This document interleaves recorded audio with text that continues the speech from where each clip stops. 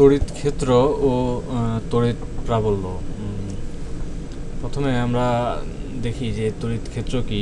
শুরুতে আমরা বলে নেই যে এই ক্ষেত্র আমাদের ঠিক আসলে ক্ষেত্রফল বোঝায় না, এটাকে আমরা ফিল্ড হিসেবে বলতে পারি। অর্থাৎ এখানে হচ্ছে ইলেকট্রিক ফিল্ড। এটা ফিল্ড জিনিসটা হচ্ছে এরকম, আমরা কোনো কিছু যদি পরিমাপ করতে চাই, তাহলে আমরা একটা বিশাল এলাকা জুড়ে আমরা কোনো পরিমাপগত বিষয়ের উপস্থিতি শনাক্ত করতে পারি। যেমন আমি যদি একটা ঘরের তাপমাত্রা বের করতে চাই, আমার এখানে একটা খুব উত্তপ্ত একটা বস্তু রাখা আছে আমি ধরে নেই, এবং এই উত্তপ্ত বস্তু চারদিকে তাপ বিকিরণ করছে বা বিভিন্নভাবে পরিবাহিত বা প্রতিসরিত বিভিন্নভাবে এখান থেকে তাপ ছড়াচ্ছে। এখন আমি যদি এই তাপের উৎসের কাছাকাছি একটা বিন্দুতে তাপমাত্রা পরিমাপ করি, তাহলে দেখা যাবে যে আমি একটা এখানে তাপমাত্রা পাচ্ছি, যেটা T1 হতে পারে। তারপরে আমি যদি এখানে একটা বিন্দু ধরি, সেখানে আমি একটা তাপমাত্রা পাবো, সেটা হতে পারে T2। এভাবে আমি এই ঘরের বিভিন্ন জায়গা থেকে যদি আমি বিভিন্ন বিন্দু নিয়ে আমি তাপমাত্রা মাপি, তাহলে আমি এখান থেকে একটা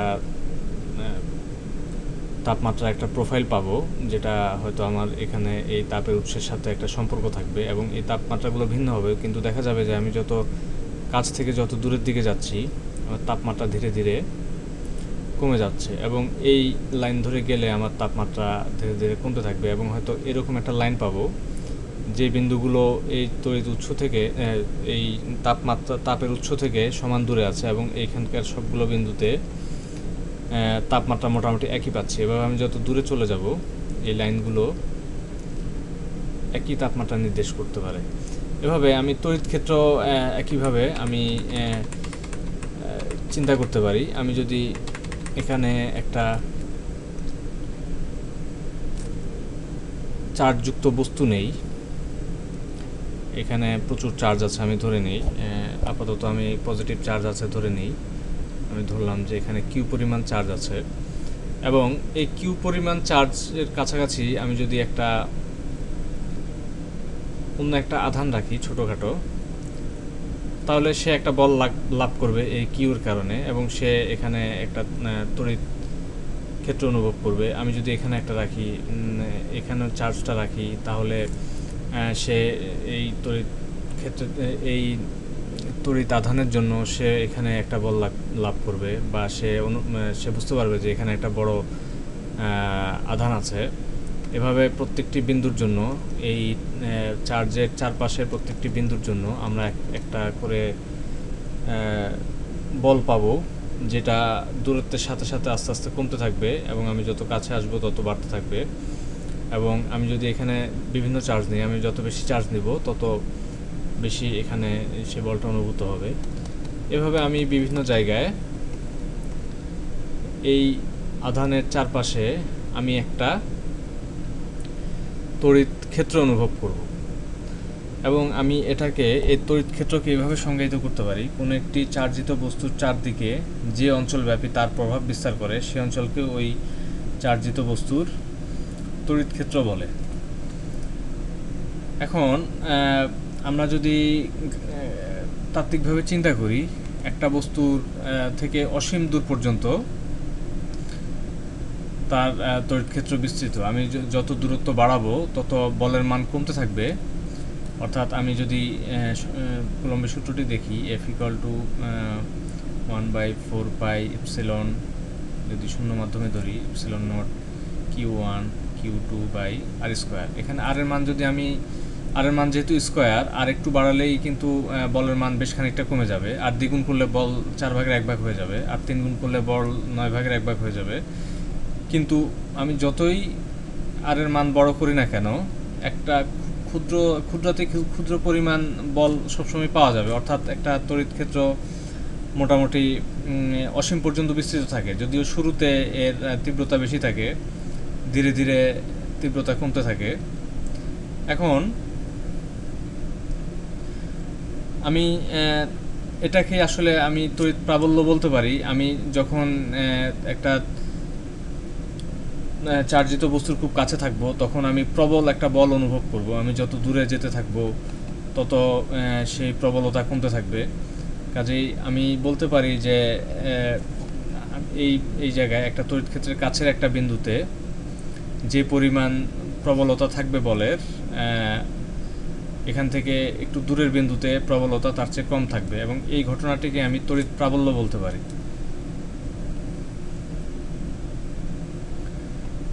প্রাবল্য, এবং এটা বিভিন্ন বিন্দুর জন্য বিভিন্ন হবে, সেটা আমরা এখান থেকে বুঝতে পারছি। কাজে আমি আমার দূরত্বের উপরে সেটা নির্ভর করবে, এবং নির্ভর করবে হচ্ছে এখানে কি পরিমাণ চার্জ আছে। আর আমরা প্রাবল্য সবসময় মেপে থাকি একটা নির্দিষ্ট পরিমাণ চার্জের সাপেক্ষে। আমি যদি একই বিন্দুতে বিভিন্ন সময় বিভিন্ন পরিমাণ চার্জ রাখি তাহলে আমি বিভিন্ন প্রাবল্য পাবো, কারণ আমি এখানে যদি চার্জ বৃদ্ধি করি, যেমন আমি যদি এখানে প্রথমে 1 কুলম্ব চার্জ নেই তাহলে আমি এই দুটোর মধ্যে যে পরিমাণ বল পাবো, আমি যদি এখানে 10 কুলম্ব চার্জ নেই তাহলে আমি এর মধ্যে তার চেয়ে 10 গুণ বেশি প্রাবল্য পাবো, বা 10 গুণ বেশি বল আমার মধ্যে ক্রিয়া করবে। সে কারণে আমরা যখন আমাদেরকে যদি সঠিকভাবে এখানে আসলে কি পরিমাণ তীব্রতা অনুভব করা সম্ভব সেটা যদি বুঝতে হয়, তাহলে সর্বদা একটি নির্দিষ্ট পরিমাণ চার্জ দিয়ে আমাদেরকে সেটা হিসেব করতে হবে। তাহলে আমরা প্রাবল্য থেকেই বুঝতে পারবো যে আসলে এই চার্জটা কি পরিমাণ এখানে তড়িৎ ক্ষেত্র তৈরি করে রেখেছে। ফলে আমাদেরকে এমনভাবেই এই ক্ষেত্র, আমাদের যদি একই দুটি বিন্দুর মধ্যে তড়িতের বল কি পরিমাণ প্রবলতা আছে বা তীব্রতা আছে সেটা যদি আমাদেরকে নির্ণয় করতে হয়, তাহলে সবসময় একটা নির্দিষ্ট পরিমাণ আধানের সাপেক্ষে সেটা বের করতে হবে। যেমন আমি যদি এখানে Q1 ধরি, যেটা হচ্ছে 10 কুলম্ব, এখানে যদি 1 কুলম্ব রাখি, আমি 1 কুলম্বের জন্য এখানে যে পরিমাণ বল পাবো এটা দূরে হলেও 10 কুলম্বের জন্য বল তার চেয়ে বেশি পাচ্ছি। কিন্তু আমার এই জায়গাটা যেহেতু এই চার্জের কাছাকাছি, এই জায়গায় প্রাবল্য বেশি থাকবে, সেই কারণে আমি সবসময় একটা নির্দিষ্ট পরিমাণ চার্জের সাপেক্ষে তীব্রতা বের করব। আমি এখানে 1 কুলম্ব যদি 1 কুলম্ব দিয়ে আমি মাপি, এখানেও আমি 1 কুলম্ব চার্জ রেখেই আমাকে মাপতে হবে, তাহলে আমি এই পরস্পরের মধ্যে তুলনামূলকভাবে প্রবলতা আমি বের করতে পারবো। তাহলে এখন আমরা দেখব যে এটা একটা স্ট্যান্ডার্ড, আমরা সবসময় একটা নির্দিষ্ট জিনিস ধরে নিই, সেটা হচ্ছে +1 কুলম্ব চার্জ। অর্থাৎ আমি যখন একটা তড়িৎ ক্ষেত্রে একটা নির্দিষ্ট বিন্দুতে তড়িৎ প্রাবল্য নির্ণয় করব, তখন সবসময় আমি ধরে নেব যে আমি সেখানে একটা +1 কুলম্ব চার্জ রেখেছি, এবং সেই চার্জের কারণে সে যে বল লাভ অনুভব করবে সেটাকে আমি ওই বিন্দুর প্রাবল্য বলবো। একইভাবে 1 কুলম্ব একটা চার্জকে যদি আমি একটু দূরে রাখি, তাহলে সেখানে যে বল অনুভব করবে সেটাই আমি এই বিন্দুর প্রাবল্য বলতে পারি, এবং আমি এটাকে এভাবে সংজ্ঞায়িত করতে পারি। এখন আমি যদি এই 1 কুলম্ব সব কাজে, সব ক্ষেত্রে, সব সময় ব্যবহার করি, তাহলে আমি প্রাবল্য থেকে বুঝতে পারবো যে একটা বস্তু আসলে, একটা চার্জ আসলে কি পরিমাণ তীব্র, বা এখানে সে কি পরিমাণ প্রবলভাবে সে তার প্রভাব বিস্তার করছে। আমি চাইলে সবসময় যে কোনো কিছু আমি শুধু এই তড়িৎ প্রাবল্য মান জানলেই আমি কিন্তু সাথে সাথে বুঝে ফেলবো যে এই তড়িৎ ক্ষেত্রের তীব্রতা কতটুকু। তাহলে আমি এই তড়িৎ ক্ষেত্রের প্রাবল্যকে এইভাবে সংজ্ঞায়িত করতে পারি।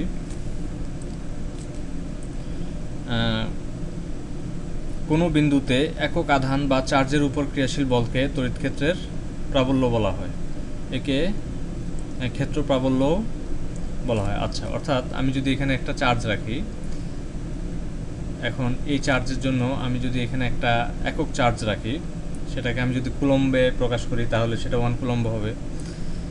তাহলে আমি ধরে নিই কুলম্ব এককে প্রকাশ করা হয়েছে, তাহলে 1 কুলম্ব চার্জ এখানে রাখার কারণে এই বস্তুটি যে বল লাভ করবে, এখানে যেহেতু এটা আমরা স্ট্যান্ডার্ড ধরে নেই +1 কুলম্ব, সেহেতু এটা একটা বিকর্ষণ বল লাভ করবে এবং বলের দিক হবে এদিকে। এবং এখানে এই 1 কুলম্ব বল স্থাপন করার কারণে এই চার্জটি যে পরিমাণ বল ফ্লাপ করবে সেটাই হচ্ছে প্রাবল্য। তাহলে আমি জেনারেলভাবে যদি আমি পাই, আমি যদি এটা যদি আমার কিউ হয়,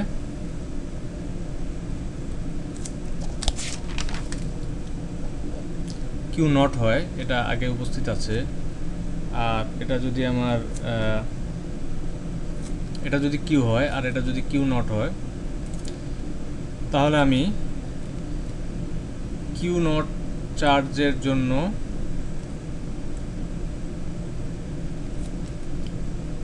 বল পাচ্ছি এফ।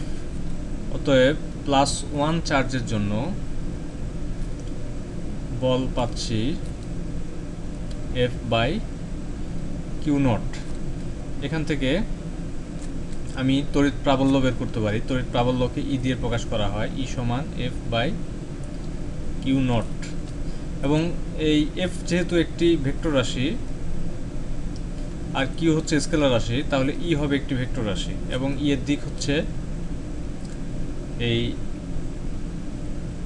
বলের ক্রিয়া দিক। অর্থাৎ এখানে যদি আমি একটা চার্জ রাখি সেটা এবং এটা যদি বিকর্ষণ করে, তাহলে এদিকে একটা আমি ই এর দিক পাবো। আর যদি এখানে আমি এটা যদি নেগেটিভ নিতাম, তাহলে সেই ক্ষেত্রে এটা আকর্ষণ করতো এবং তখন প্রাবল্যের দিক হতো এদিকে। এখন এখান থেকে আমি কুলম্বের সূত্র অনুযায়ী পাই এফ সমান আমরা জানি 1/4 পাই এপসিলন নট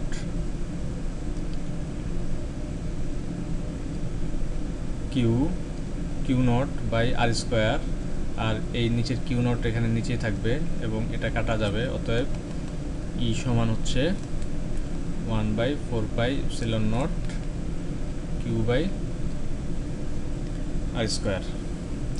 তাহলে এই ই হচ্ছে আর দূরত্বে স্থাপিত একটি একক চার্জের জন্য ওই বিন্দুর, অর্থাৎ আর কিউ চার্জ হতে আর দূরের কোনো বিন্দুর জন্য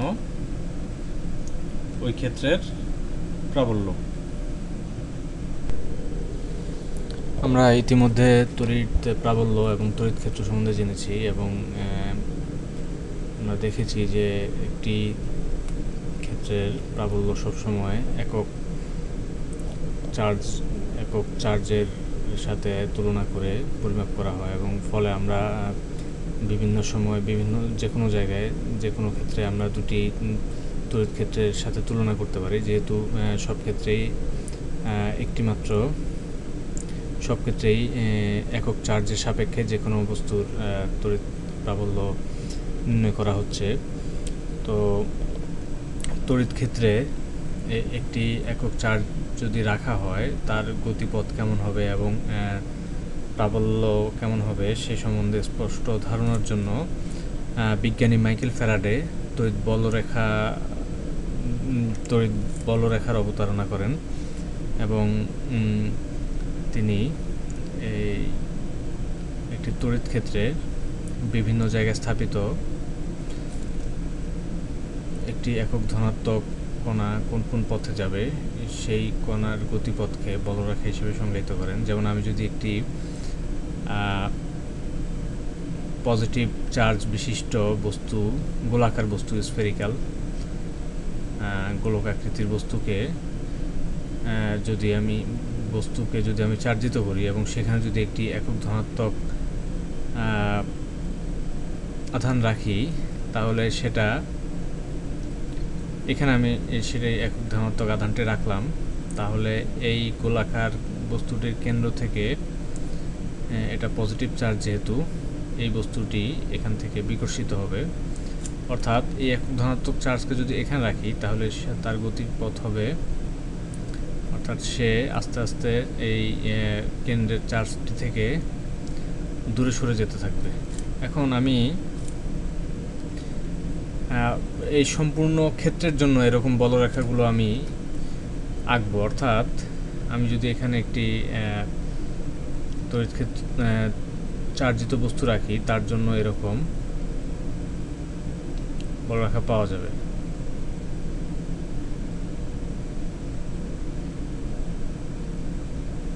অর্থাৎ আমি এই বলরেখাগুলোকে আমি চার্জটিকে যেখানে রাখি না কেন, আমি যদি এখানে চার্জটিকে রাখি, একক চার্জটিকে, তাহলে আমি বুঝতে পারছি যে এটার গতিপথ কোন দিকে হবে। এখানে রাখলে বুঝতে পারছি গতিপথ কোন দিকে হবে।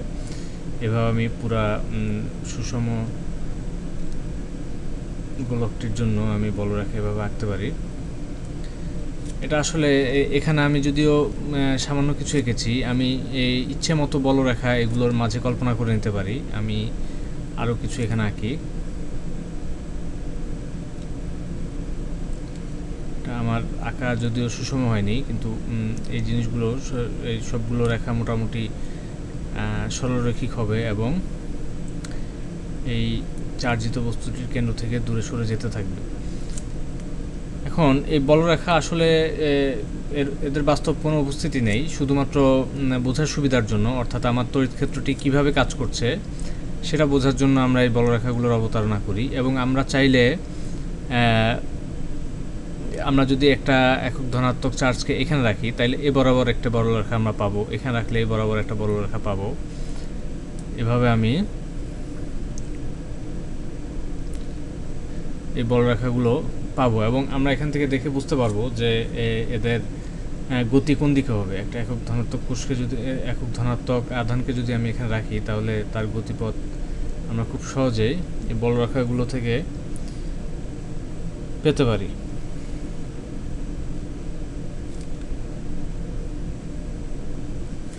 একইভাবে আমরা যদি ধনাত্মক চার্জ না নিয়ে কেন্দ্রে একটি ঋণাত্মক চার্জ যুক্ত গোলাকার বস্তু নিলাম এরকম, তাহলে আমি যদি এই চার্জিত বস্তুর তড়িৎ ক্ষেত্রের কোথাও একটি একক ধনাত্মক আধান রাখি, তাহলে সেই একক ধনাত্মক আধানটি ঋণাত্মক আধান দ্বারা আকৃষ্ট হয়ে কেন্দ্রের দিকে যেতে থাকবে। ফলে এই ক্ষেত্রে বলরেখাগুলো হবে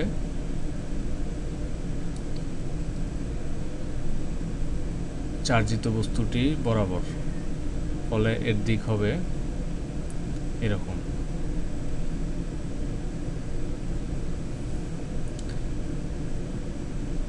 এভাবে আমি বিভিন্ন আকৃতির বিভিন্ন ধরনের বস্তুর জন্য আমি বলরেখা চিন্তা করতে পারি। এখানে আরেকটি বিষয় আমরা উল্লেখ করতে পারি যে বলরেখার ঘনত্ব থেকে, বলরেখার পরিমাণ থেকে আমি তড়িৎ প্রাবল্য অনুমান করতে পারি। যেমন আমি যদি এখানে দেখি, আমি যদি এটা একটা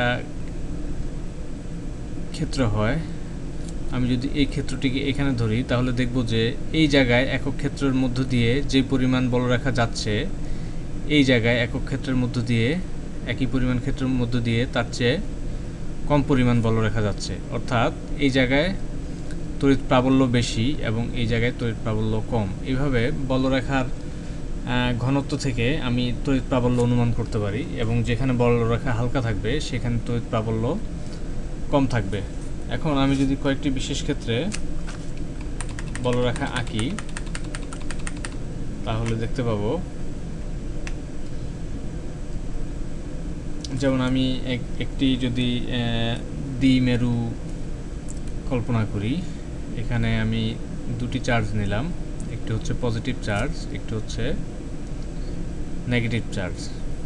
এটা আমরা চুম্বকের ক্ষেত্রে বেশি দেখি। চুম্বক কখনো চুম্বকের মেরু পৃথক করা যায় না, অর্থাৎ যেখানে একটি চুম্বকের নর্থ পোল থাকবে সেখানে একটি সাউথ পোলও সবসময় থাকবে এবং সেক্ষেত্রে আমরা সবসময় একটা দ্বিপোল ক্ষেত্র হিসাব করি। কিন্তু আমরা ইলেকট্রিক ফিল্ডের ক্ষেত্রে আমরা অনেক সময় একক ফিল্ড ব্যবহার করি, আবার অনেক সময় দ্বিমেরু বিশিষ্ট ফিল্ডও বা তড়িৎ ক্ষেত্র ব্যবহার করে থাকি। এখন আমি বলরেখার সংজ্ঞা অনুযায়ী জানি যে এইখানে এই দুটি চার্জ বিশিষ্ট ক্ষেত্রে একটি একক ধনাত্মক চার্জকে রাখলে সেটার গতিপথ যেটা হবে সেটাই হবে এটার একটি বলরেখা। এখানে আমি এখানে একটি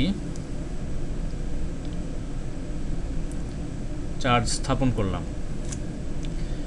এখন এই চার্জটি আমরা জানি, আমরা নিলাম হচ্ছে +1 একক চার্জ। এটা যদি কুলম্ব এককে নিই তাহলে এরকম হবে। তো আমার আঁকার সুবিধার্থে আমি লেখাটি মুছে দিচ্ছি।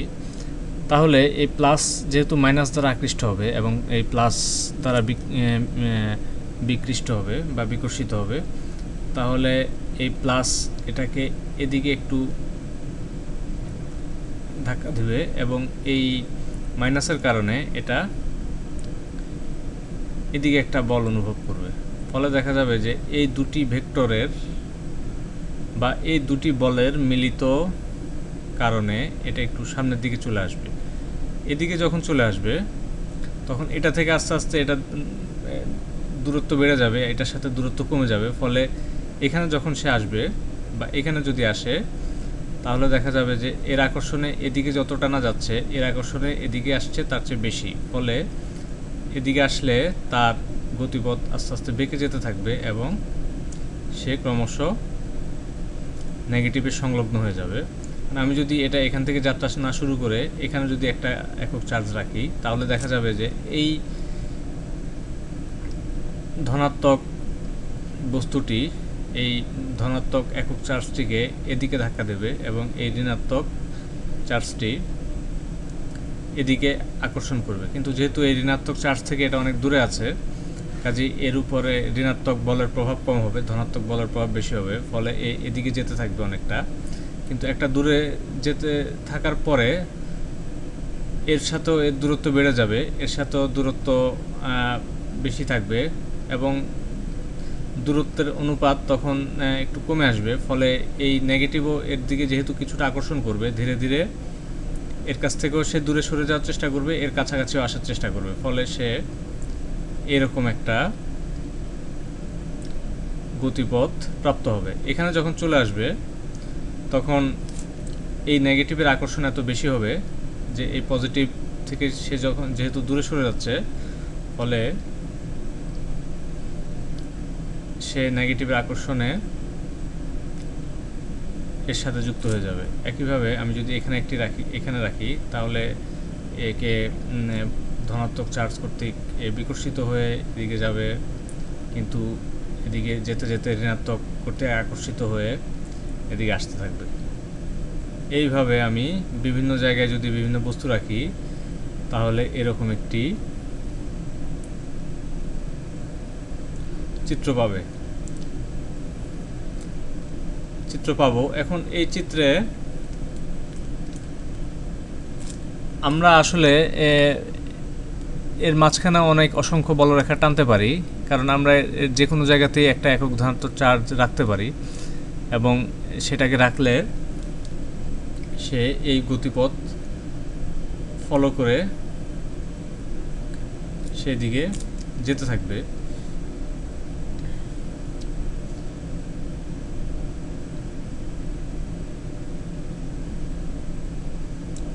তাহলে এরকম একটা ক্ষেত্র পাওয়া যাবে এবং এই বলরেখাগুলো থেকে আমি দেখে বুঝতে পারছি যে এখানে তড়িৎ ক্ষেত্রটা আসলে কেমন এবং একটা একক ধনাত্মক চার্জের গতিপথ কেমন হতে পারে। এখানে যদি একটা একক ধনাত্মক চার্জ রাখি সে সরাসরি এদিকে চলে আসবে, এ যেহেতু বিকর্ষিত করছে, এ যেহেতু আকর্ষণ করছে, সরাসরি এদিকে এভাবে চলে আসবে। এভাবে আমি একটা পেলাম। আমরা আরেকটা চিন্তা করতে পারি, এটা একটু ছোট করে চিন্তা করি।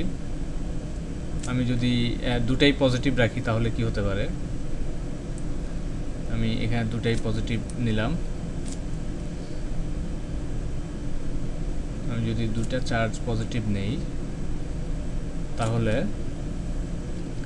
আমি যদি এখানে একটা চার্জ রাখি তাহলে এই চার্জের কারণে এখানে যদি আমি একটা একক ধনাত্মক চার্জ রাখি তাহলে এই চার্জের বিকর্ষণে এদিকে যাবে, এই চার্জের বিকর্ষণে এদিকে যাবে, কিন্তু যেহেতু এর সাথে দূরত্ব বেশি একটু এটার আকর্ষণের প্রভাবটা বেশি হবে।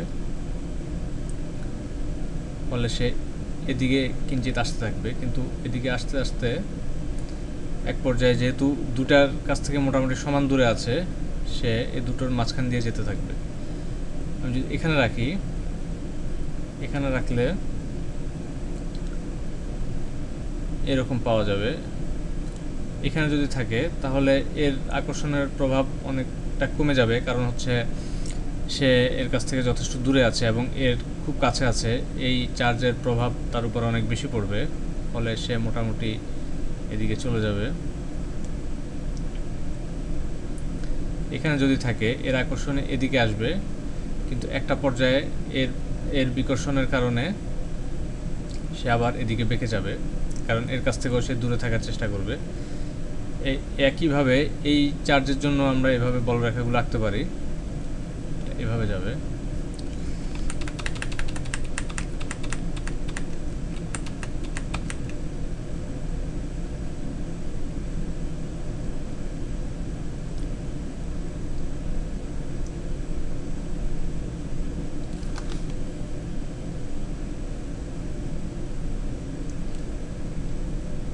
আমরা এমন একটি বলরেখা পাচ্ছি, এবং আমরা এর মাঝে আমরা আগেই বলেছি যে আমরা অসংখ্য বলরেখা কল্পনা করতে পারি, কারণ এগুলো আসলে বাস্তবে কোনো অস্তিত্ব নেই, শুধুমাত্র একটা গতিশীল চার্জের গতিপথ কেমন হবে সেটা এই জিনিস রেখাগুলো নির্দেশ করে, এবং কেন এমন হবে সেটাও আমরা বুঝতে পারছি। এই দুজনের আকর্ষণ বিকর্ষণের ফলে এটা একটা নির্দিষ্ট লব্ধি লাভ করবে, যে লব্ধি অনুযায়ী সে তার গতির দিক ঠিক করবে। এখন এই বলরেখাগুলোর কিছু বৈশিষ্ট্য আমি চিন্তা করতে পারি। যেমন প্রথম বৈশিষ্ট্য হচ্ছে তড়িৎ বলরেখা খোলা বক্ররেখা। খোলা বলতে হচ্ছে এর দুই মাথা যুক্ত থাকবে না, অর্থাৎ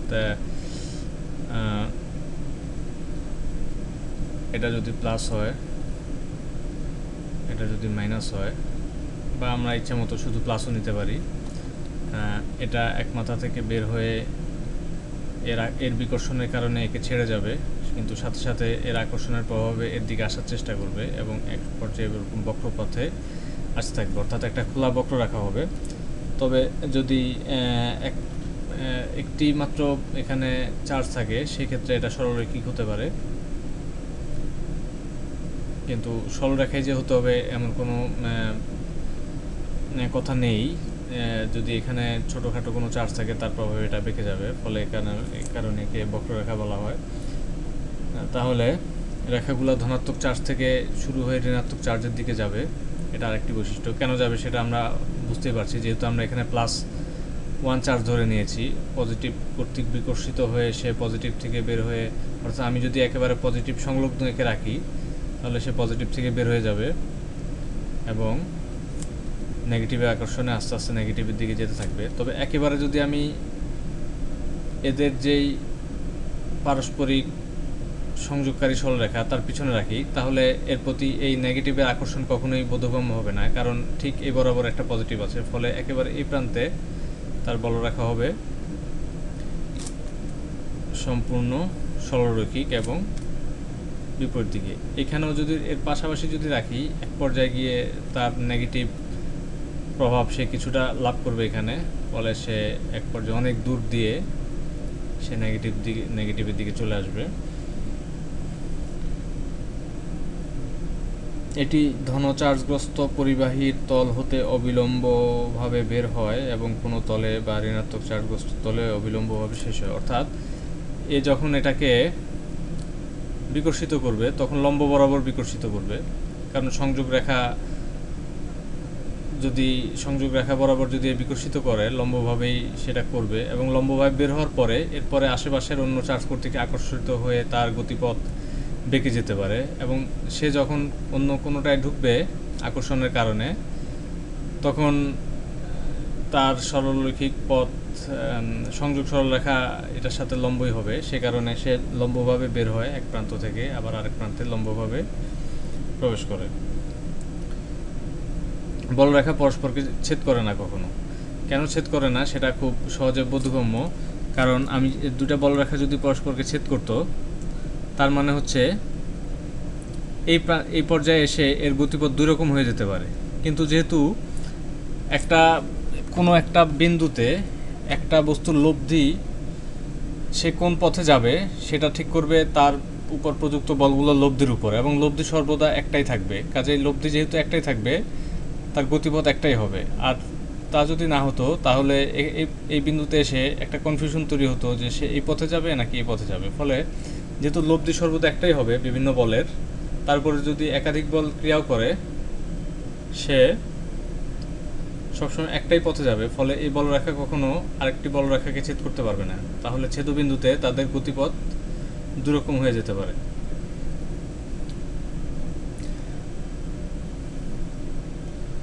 বলরেখাগুলো পরস্পরকে পার্শ্বের দিকে বিকর্ষণ করে। এটার অর্থ হচ্ছে আমরা যদি একাধিক চার্জ যদি চিন্তা করি তাহলে এই চার্জগুলোর মধ্যে অবশ্যই একটা বিকর্ষণ ভাব বজায় থাকবে। ফলে আমরা এটা ধরে নিতে পারি যেহেতু এই পথে এই চার্জটি আসছে, এই পথে এই চার্জটি আসছে, তাদের গতিপথের মধ্যে একটা বিকর্ষণ ভাব থাকবে। পরিবাহীর অভ্যন্তরে বলরেখার কোনো অস্তিত্ব নেই। একটা পরিবাহী যদি পদার্থ নেই তার মধ্যে চার্জ ঘনত্ব মোটামুটি সব দিকে সমান থাকবে। ফলে বলরেখা বিশেষ দিকে কোনো বল প্রযুক্ত হবে না। ফলে ধনাত্মক চার্জটিরও কোনো নির্দিষ্ট দিকে গতিপথ থাকবে না। ফলে পরিবাহীর অভ্যন্তরে বলরেখার অস্তিত্ব থাকবে না। বলরেখাগুলো যে কোনো বিন্দুতে অঙ্কিত স্পর্শক উক্ত বিন্দুতে প্রাবল্যের দিক নির্দেশ করে। অর্থাৎ এখানে আমি বলরেখা চিন্তা করি, এটি একটি বলরেখা এই দুই বিন্দুর জন্য, এটা মাইনাস এটা প্লাস। তাহলে এখানে আমি ধরলাম যে আমাদের চার্জটা এখন উপস্থিত আছে। তাহলে এই বিন্দুতে আমি যদি একটা স্পর্শক অঙ্কন করি, স্পর্শকের দিকটি এর গতির দিক নির্দেশ করবে এবং এটা যখন এখানে চলে আসবে তখন স্পর্শকের দিক চেঞ্জ হয়ে যাবে এবং গতির দিকও চেঞ্জ হয়ে যাবে। এটা যখন এখানে আসবে তখন এই বিন্দুটির গতির দিক এদিকে হবে। এটা আমরা ভালো বুঝতে পারবো আমরা যদি বৃত্তাকার গতি পর্যবেক্ষণ করি। আমরা যখন বৃত্তাকার গতি পড়ব তখন দেখব যে একটা বৃত্তাকার পথে ঘূর্ণনশীল কোনো বস্তুর গতির দিক থাকে হচ্ছে সেই বিন্দুতে যদি আমরা একটা স্পর্শক আঁকি সেই স্পর্শক বরাবর। তাহলে এগুলোই হচ্ছে বলরেখার ধর্ম। এখান থেকে আমরা মোটামুটি বলরেখা সম্বন্ধে একটা আইডিয়া পেলাম। এখন আমরা বলরেখার সাথে সম্পর্কিত আরেকটি টার্ম আলোচনা করতে পারি, সেটা হচ্ছে তড়িৎ ফ্লাক্স। এর সংজ্ঞা হচ্ছে কোনো তল বা পৃষ্ঠের ভেতর দিয়ে যতগুলো তড়িৎ বলরেখা অতিক্রম করে তাকে তড়িৎ ফ্লাক্স বলে। একে গ্রিক অক্ষর ফাই দিয়ে প্রকাশ করা হয়। প্রকৃতপক্ষে আমরা যেহেতু জানি যে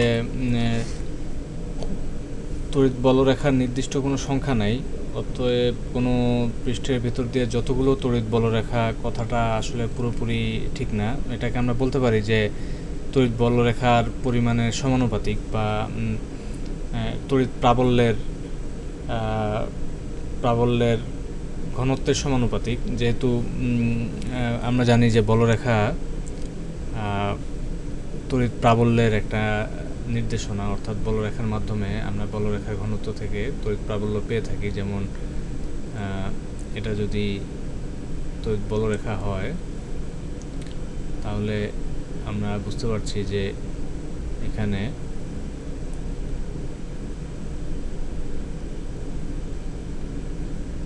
আমরা যদি এভাবে আঁকি বেশ কিছু বলরেখা, আমরা দেখতে পাচ্ছি যে আমরা চার্জ থেকে যত দূরে যাব তত বলরেখা আস্তে আস্তে হালকা হয়ে আসবে এবং চার্জে যত কাছে আছি বলরেখা তত ঘন। এবং এই বলরেখার ঘনত্ব এখানে একটা তড়িৎ প্রাবল্যের ইন্ডিকেশন। এবং এটাকে আমরা যদি ক্ষেত্রফল হিসেবে চিন্তা করি, আমরা যদি একটা ক্ষেত্রফল নিই এবং এই ক্ষেত্রফল যদি আমি এখানে ধরি, আমি 90 ডিগ্রি করে ধরলাম, তাহলে এখানে যে পরিমাণ তড়িৎ প্রাবল্য থাকবে তাকে এই জায়গার বা এই তলের তড়িৎ ফ্লাক্স বলবো। এই তলটিকে যদি আমি এখানে সরিয়ে নিই তাহলে দেখা যাবে যে এই তলের সাপেক্ষে বলরেখার পরিমাণ কমে যাচ্ছে, অর্থাৎ এখানে প্রাবল্য কমে যাচ্ছে এবং তড়িৎ প্রাবল্য কমে যাচ্ছে। ফলে এখানে ফ্লাক্সও কমে যাচ্ছে।